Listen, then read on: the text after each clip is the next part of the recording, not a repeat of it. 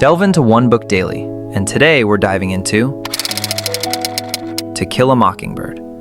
Have you ever been in a moment where you knew something was right, yet hesitated to stand up for it, weighed down by the prejudice and pressure around you?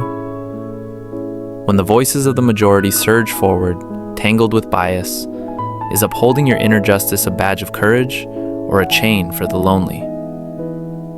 We all grow up forced to face the complexity of the world, lingering on the line between right and wrong. And this book holds the gentlest yet most powerful answers about courage and kindness. Published in 1960 by Harper Lee, To Kill a Mockingbird draws inspiration from the author's childhood experiences. Winning the Pulitzer Prize for fiction, it has become a classic in American literature. Set in the Great Depression era Maycomb, Alabama, the novel is narrated from a child's perspective, blending the warmth of a small southern town with a searing critique of racial prejudice and social injustice. Translated into over 40 languages, it has shaped generations of readers' understanding of justice and human nature. The story is told by a young girl named Jean Louise Finch, better known as Scout. She lives in a quiet neighborhood in Maycomb with her older brother Jem, their father Atticus, and their black housekeeper Calpurnia. Atticus is a lawyer in town, quiet, yet he teaches his children through gentle, unwavering example. In an era of rampant racial segregation and deeply rooted prejudice, Maycomb's residents clung to outdated norms, judging others by the color of their skin and their family background. Atticus, however, was like a faint light cutting through the town's stagnation. Scout's childhood was filled with curiosity and fear about their neighbor, Boo Radley. Mr. Radley rarely left his house, and terrifying rumors circulated about him.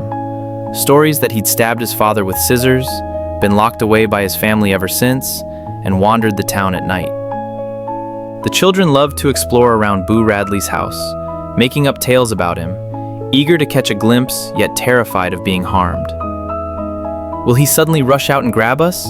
Scout would murmur every time she approached the gloomy house, her childhood curiosity tangled with fear, leaving a lasting impression.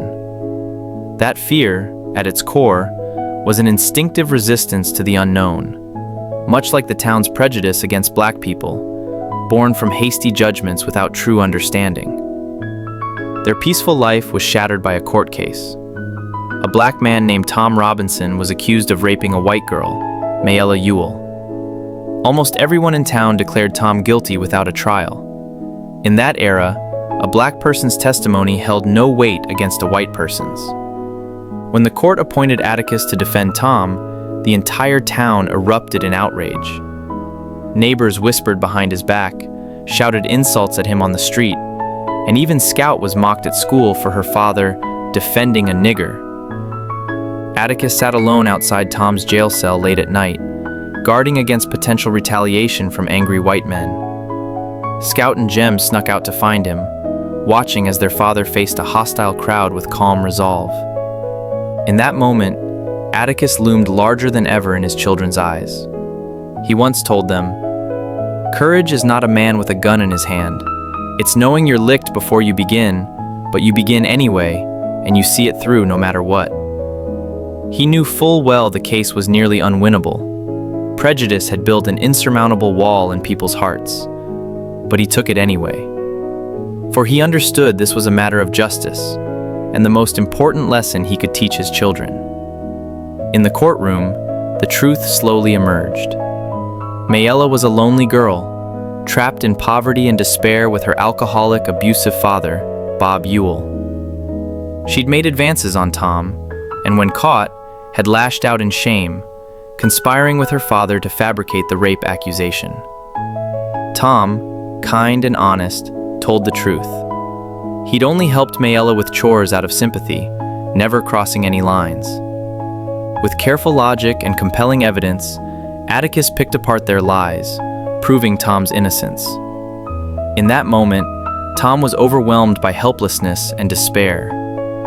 As he looked at the cold faces of the all-white jury and Bob Ewell's arrogant smirk, he knew deep down that no amount of evidence would bring him justice. "They'll never believe a black man, will they?" Tom whispered to himself, the light fading from his eyes. He didn't lack a desire for justice, but in that unjust era, his skin color had already sealed his fate. Atticus, watching the despair in Tom's eyes, felt a heavy weight in his heart. He'd done everything he could, yet still couldn't overcome the prejudice of an entire era. After a long deliberation, the jury found Tom guilty. The verdict was expected, yet heartbreaking. Jem cried, asking Atticus, "Why? Tom's innocent, plain and simple."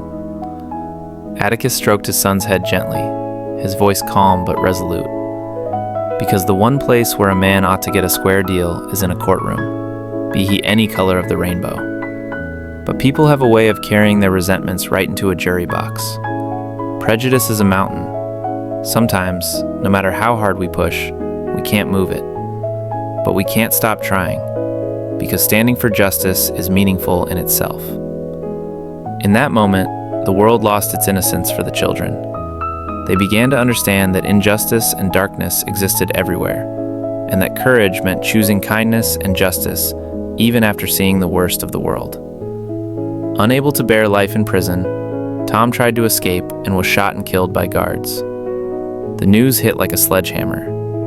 Atticus personally delivered the tragic news to Tom's family, his heart filled with guilt and powerlessness as Tom's mother sobbed uncontrollably.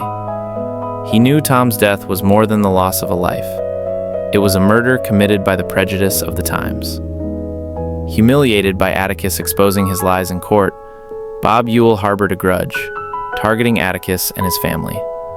He accosted Atticus on the street, shouting insults and threats. Then, on Halloween night, he snuck up on Scout and Jem, intent on harming them. The moon was dim that night, and the town was eerily quiet. Scout and Jem, dressed in costumes, were walking home from a school celebration when Bob Ewell suddenly lunged at them from a dark path. He grabbed Scout, and Jem fought back to protect his sister, struggling with Bob until he was knocked to the ground, his arm broken. Just as all hope seemed lost, a tall figure rushed forward, overpowering Bob.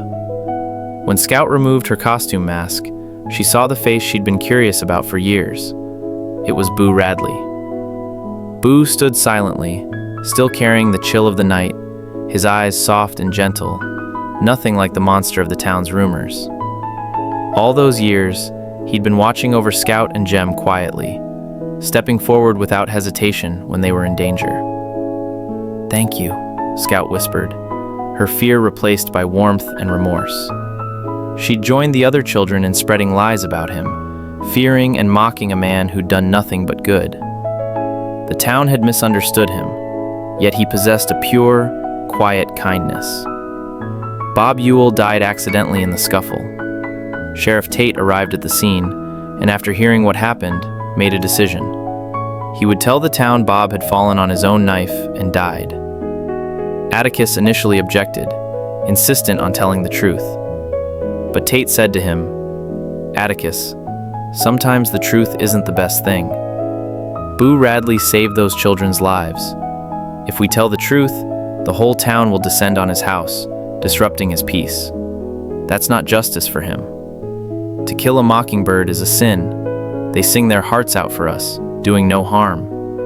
Boo Radley is a mockingbird. We can't hurt him." Atticus looked at the silent Boo Radley, then at Jem's injured arm, and nodded. He understood Tate's reasoning. Sometimes kindness needed to be protected gently. Scout walked Boo home, watching as he entered his house and disappeared inside. Standing on his porch, looking back at her own home, she finally understood what her father had told her. You never really understand a person until you consider things from his point of view, until you climb into his skin and walk around in it. She'd never understood Boo's silence and seclusion before, but now she knew. He'd chosen a quiet life, guarding his own world and those around him in his own way. Jem's arm healed, but the experience changed him forever. No longer a mischievous boy naive to the world, he began to grasp the complexity of human nature. Bob Ewell's cruelty and bitterness, Boo Radley's kindness and restraint, and Atticus's unwavering integrity. Scout, too, shed her childhood innocence, learning respect and tolerance, and how to hold fast to kindness and justice in a complicated world. Life in Maycomb slowly returned to normal, as if the dramatic trial and violent attack had never happened. But something had shifted in people's hearts. Atticus, like a beacon, had lit the way for his children and made some townsfolk question their own prejudices. Changing minds takes time, but as long as there are people willing to stand for justice and pass on kindness, there is always hope. The deepest theme of To Kill a Mockingbird is never just a court case about racial justice. It's a coming-of-age story about how to be a good person. Atticus lived his life by his beliefs, teaching us that true courage is not fearlessness, but persisting even when you know you'll lose. True justice is not bowing to the majority, but upholding your own moral compass. In an era of unchecked prejudice, he was like a lonely mockingbird, facing the world's coldness and injustice with gentleness and resolve. The mockingbirds in the book are more than just Boo Radley and Tom Robinson. They are all kind souls harmed by prejudice. Tom was denied a fair chance to defend himself because of his skin color, paying with his life. Boo was slandered and misunderstood by the entire town because of his shyness. Like mockingbirds, they never hurt anyone, yet became victims of the era's biases. Killing a mockingbird is a sin because it destroys innocence and goodness. It betrays justice itself. Today, we may have left the era of segregation behind, but prejudice and discrimination still exist in different forms. We judge others hastily based on their background, occupation, or appearance. We lose our own judgment in the noise of the crowd, abandoning our principles. Women face gender bias in the workplace. People are labeled by their hometowns in daily life. Online, others are attacked fiercely for holding different opinions. These prejudices are invisible chains, confining us and hurting those around us. Atticus's story offers a precious lesson for modern life. Upholding kindness and justice is never easy, but it's worth pursuing for a lifetime. When faced with prejudice, we don't need to rush to argue or follow the crowd. Instead, like Atticus, we can remain calm and rational, spreading warmth and strength through our actions. We may not be able to change the entire world, but we can start with ourselves, learning to respect every individual, listen to different voices, and keep our inner purity and kindness intact in a complicated world. The book also teaches us that growth is not a single moment, but a journey of choosing hope even after confronting life's cruelty and complexity. Scout and Jem witnessed the darkness and ugliness of human nature in their childhood, but they also felt kindness and warmth. That experience taught them tolerance and responsibility, shaping them into people as upright as Atticus. Our own growth is filled with confusion, setbacks, and challenges, but as long as we hold on to light in our hearts and stand for justice and kindness, we will become better versions of ourselves. Additionally, the book's exploration of balancing truth and kindness is worth pondering. Sheriff Tate's decision to hide the truth about Bob Ewell's death was not a betrayal of honesty, but a defense of goodness. Sometimes, absolute truth does not bring the best outcome. Learning to protect kindness gently is a form of wisdom. In our own lives, we may face situations where the truth could harm the innocent. Knowing how to balance and handle things with compassion is a sign of maturity. What makes To Kill a Mockingbird timeless is its exploration of the most essential human qualities: kindness, justice, courage, and growth. It reminds us that no matter how times change or how complex the world becomes, kindness and justice are always our most precious virtues. In this anxious and impulsive age, we need Atticus's calm resolve more than ever, staying true to ourselves, not being swayed by prejudice or desire, and facing the world with gentleness and strength. Atticus once said, "The one thing that doesn't abide by majority rule is a person's conscience." To Kill a Mockingbird is a book that shows us life's cruelty, yet restores our faith in kindness. It takes us through the pain of growing up, yet teaches us the meaning of perseverance. May we all be like Atticus, holding justice and kindness in our hearts, living gently but powerfully in a complicated world. May we be like Scout, keeping our curiosity and tolerance, never forgetting our original intentions as we grow. No summary can replace the original work. A good book is worth reading page by page. I'm Paper Campfire, and I look forward to our next encounter.